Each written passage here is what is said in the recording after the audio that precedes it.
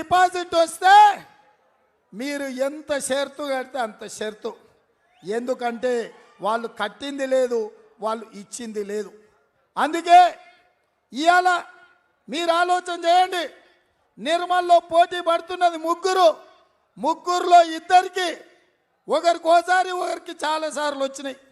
ఇంద్రకరణ్ రెడ్డిని ఎమ్మెల్యేని చేసిండ్రు, ఇంద్రకరణ్ రెడ్డిని జిల్లా పరిషత్ చైర్మన్ చేసిండ్రు, ఇంద్రకరణ్ రెడ్డిని ఎంపీని చేసిండ్రు, ఇంద్రకరణ్ రెడ్డిని మంత్రిని చేసిండ్రు.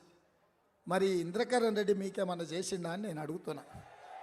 మీరు ఓట్లు వేసినప్పుడల్లా పార్టీ మారిండు తప్ప 1000 కోట్లు సంపాదించుకున్నాడు. ఆయన తమ్ముడు కలిసి భూములు ఆక్రమించుకున్నాడు తప్ప మీ పేదోళ్ళకేమన్నా చేసిండా? మీకు ఇండ్లు ఇచ్చిండా? మీ పిల్లలకు నౌకరీ ఇచ్చిండా? మీ ప్రాంతానికి నీళ్లు తెచ్చిండా? కనీసం మీ నిర్మల్ పట్టణాన్ని కబ్జాలు పెట్టకుండా వదిలేసిండా?